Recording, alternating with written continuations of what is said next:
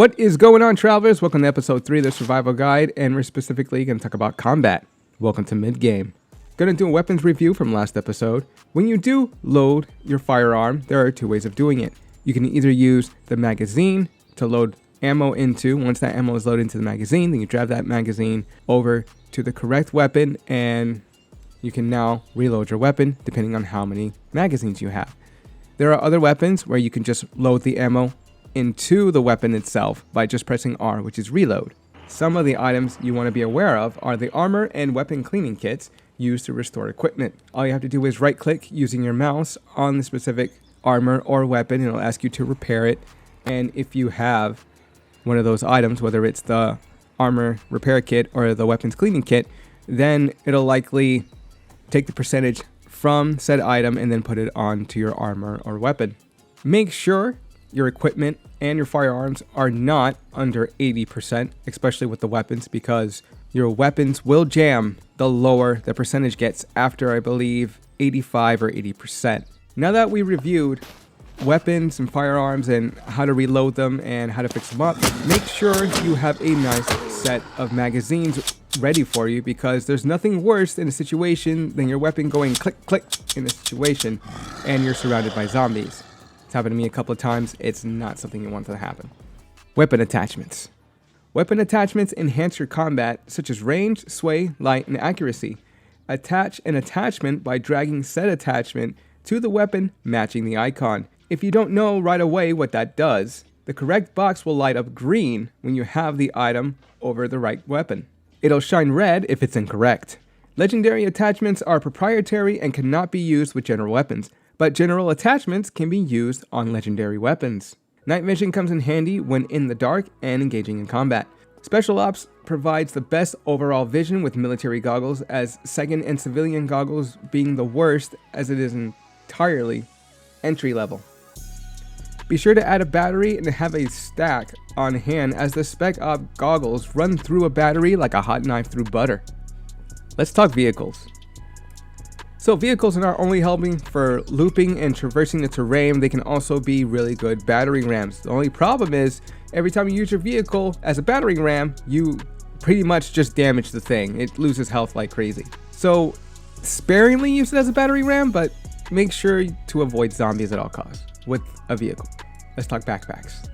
Backpacks, especially the large coyote backpacks, hold the most amount of loot in any backpack in the game.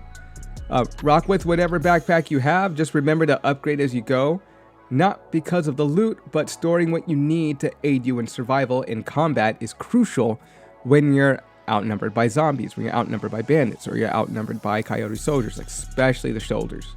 Something we didn't talk about in the last couple of episodes are the passive skills. Passive skills help with health regen, double resources, parkour, aiming. Be sure to put those points in all the skills, as particular passive skills makes you stronger at night with melee weapons, so when the pew pew goes click click, you at least have the upper hand. We did go over active skills last episode, but want to emphasize on getting that XP in magazines. Your marksman skill has low levels, which have you bobbing a lot until you reach double digits, where the swaying becomes less and less each time you aim down the sights.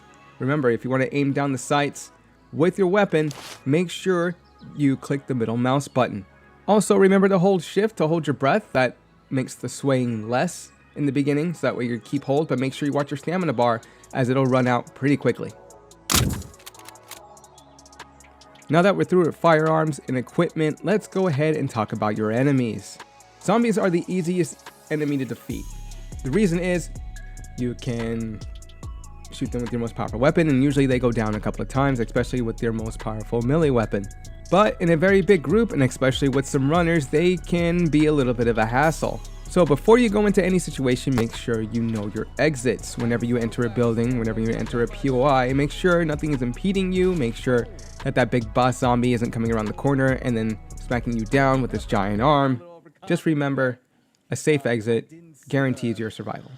Usually when you make noisemakers, you can have them in one spot, and just like we did in the last video, you can throw a grenade or you can launch a grenade at them and watch the whole tiny little horde explode, so that way you have free reign of wherever you're at. Of course, I don't have to mention this, but I want to mention this anyway. Headshots do more damage. You see the little yellow number that appears on screen.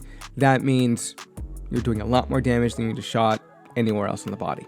Now that we dealt with zombies, time for bandits. This is crucial, as you could be driving by and all of a sudden they just start firing on your vehicle for no apparent reason. This may or may not leave you stranded with your vehicle on fire, so now you have to get out of the car and deal with these bandits.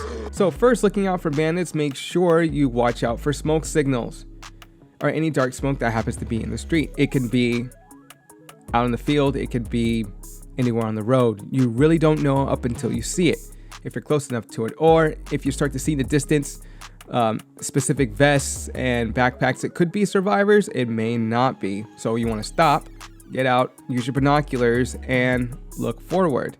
See if it's them or not. See if they're identified as bandits or coyote soldiers.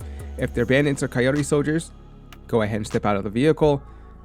Make sure you get some cover, use your sniper, whatever long-range weapon you have, and begin to take aim and start taking them out. The runners are going to know where you are immediately, so you want to take them out first. Make sure you look for a sniper way before that though, because they do sneak up on you and they do have really good range and accuracy.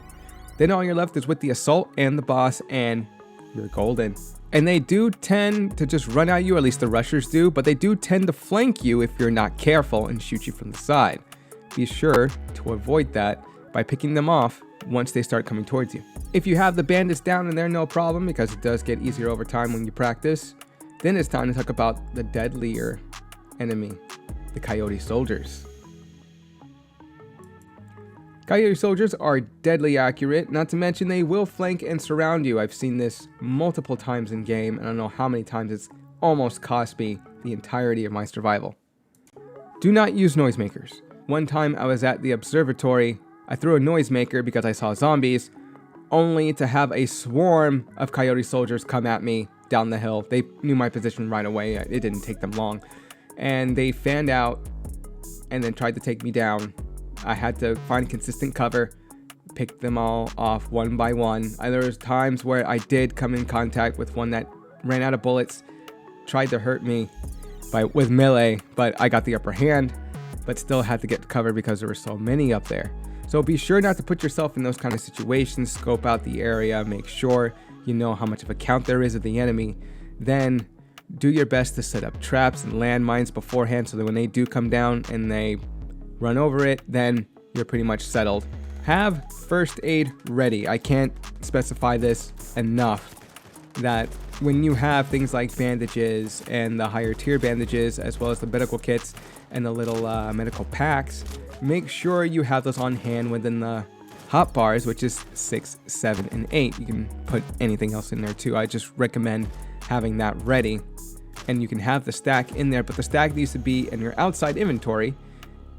It cannot be within a backpack, within a backpack, within a backpack. It has to be out, so that way the hotbar recognizes it and you can immediately put that in there or refill it whenever you're in a situation. Also, pack a splint. This will be mentioned in the next episode, where we're going to talk about first aid and what you need to pack, what's going to be good for you later on down the line. Let me know down in the comments, what is your best survival tip for helping a new player enter the world of survival with ease. Go beyond, traveler.